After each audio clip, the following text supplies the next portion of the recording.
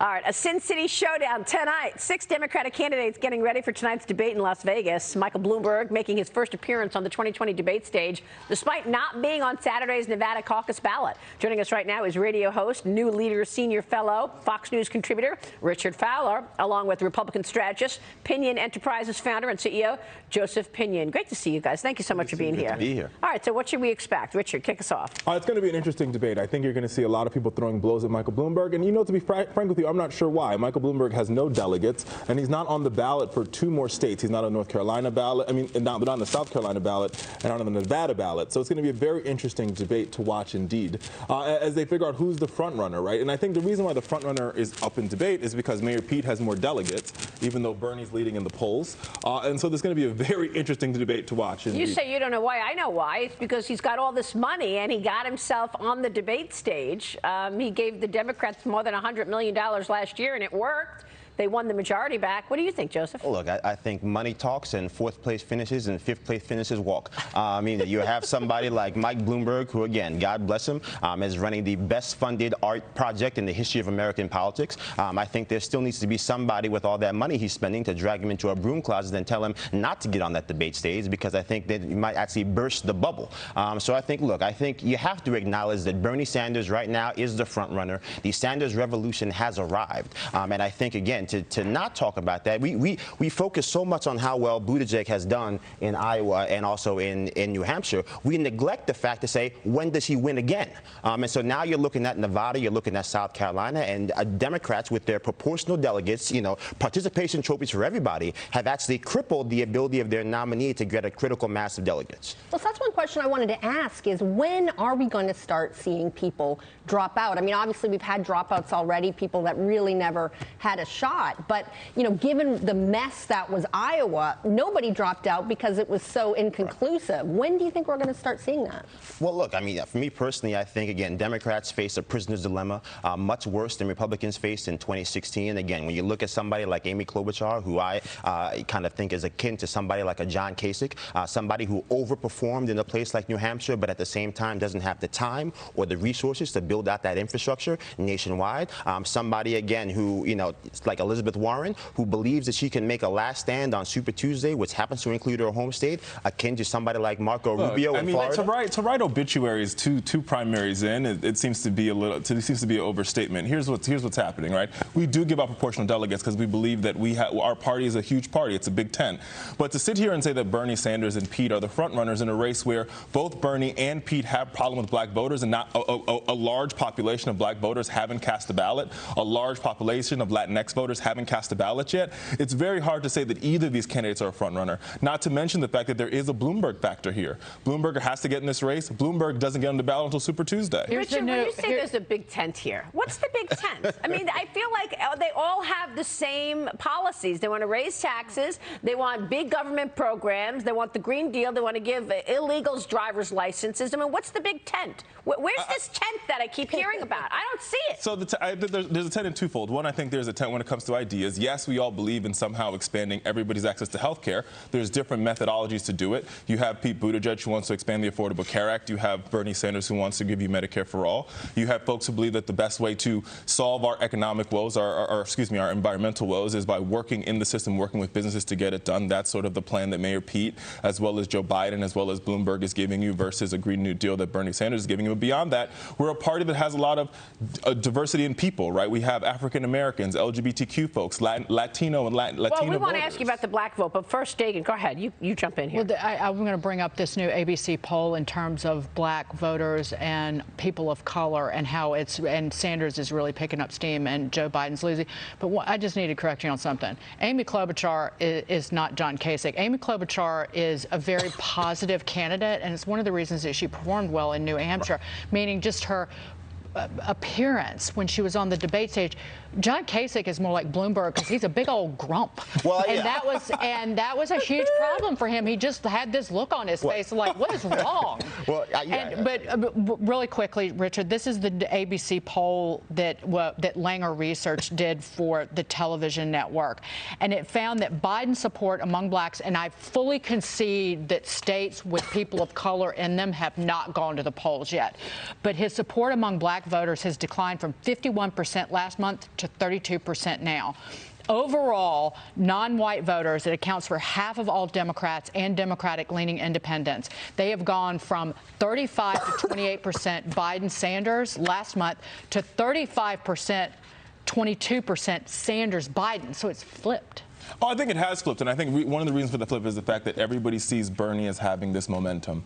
But that being said, I think your point is right to point out that none of these voters have went to the polls and none of them have voted. And if you notice, if you look at endorsements, right, and endorsements actually do matter in the Democratic primary, Bernie has very few endorsements from black elected officials, right? I think there's a handful of them, right, when it comes to larger elected officials. And so this race is very, very, very early. You talk about endorsements. Is Barack Obama endorsing Michael Bloomberg? Because he's all over his commercials. I think Michael Bloomberg is just using some sound from the president. And here's the thing. But I mean, Barack Obama had to bless that. You can't just use sound bites of Barack Obama without checking him, right? Barack Obama all the time. But here's the truth. Nobody else has used Barack Obama the way that Michael Bloomberg has used Barack Obama in his ads. It's all over the ads.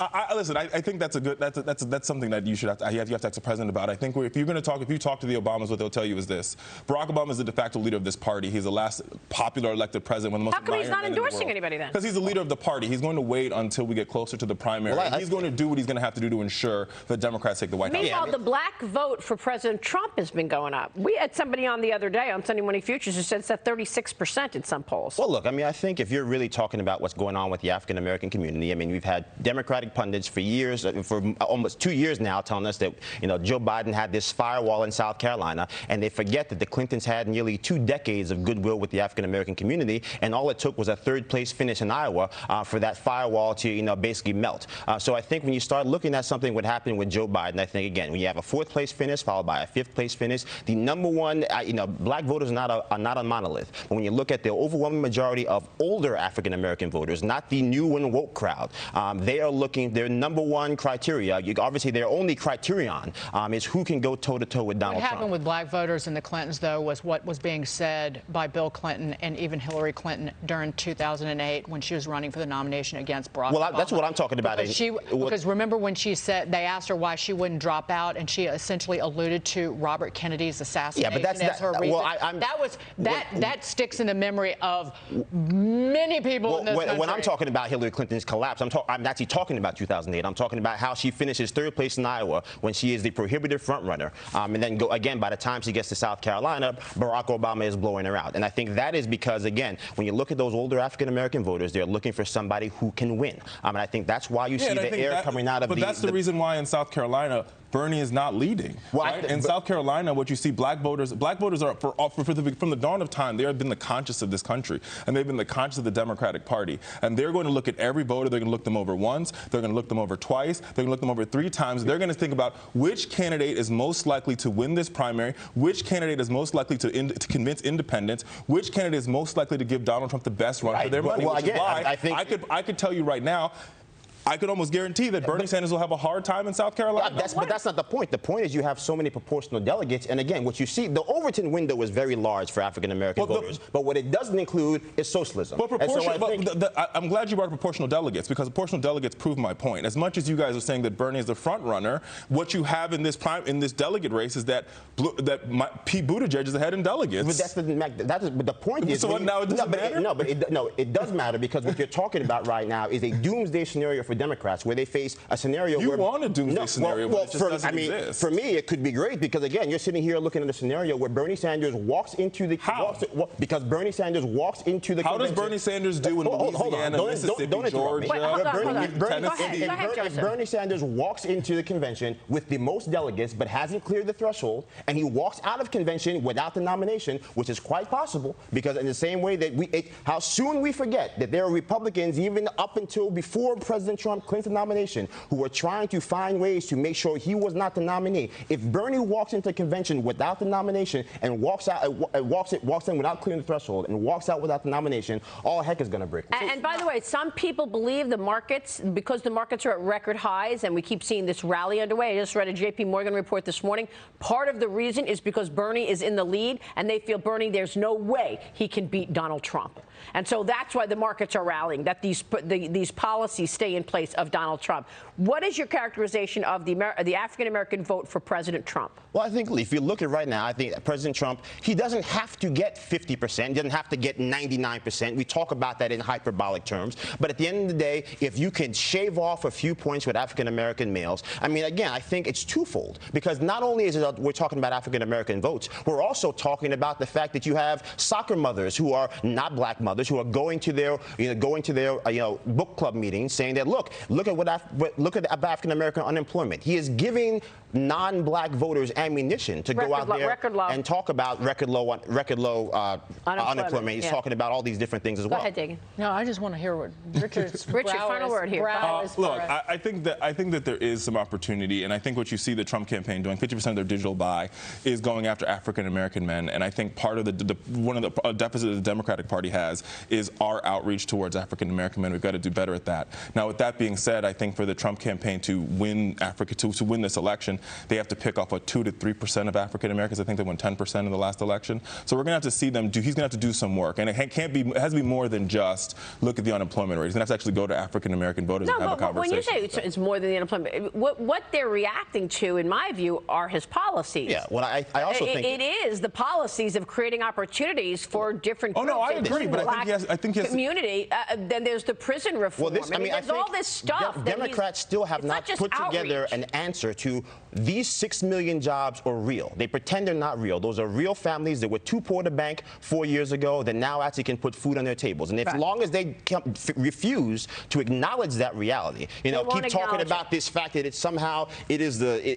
Obama economy. And I'm still old enough to remember, it was the Clinton surplus. No one ever called it the Bush-Quayle surplus. And you can't have it both ways, right? If you say the economy is not going well, then you can't have Barack Obama saying the economy is going well because of me. Oh no, I give the president high marks in the economy. I just think for black voters, they're voting on more than just the economy. I think they're voting on issues of what's happening in their local communities. I think they're voting on what's happening in the criminal justice system. Well, those two things is exactly what the president is. Well, but I think it goes far beyond the president's bill. I think it has to do with communities of color and how they deal with policing. I think there's a lot of the black vote is not a monolithic vote, and it's a very complex vote, and it's a very complex formula to get that vote. And I think if the president wants this vote, he can get it, but he has to really understand the formula, and he has to go after it more than just saying the unemployment rate. And Pete Buttigieg is going to have to talk about that and his.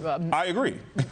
His mayorship. I mean, look, in South Bend. Pete Buttigieg and Bernie Sanders both have a problem with the black vote because it's the same. They're throwing these policy prescriptions at the black vote. You've got Mike Bloomberg living in the aftermath and not having a real conversation. You got Bloomberg in the aftermath of his very own Access Hollywood meltdown.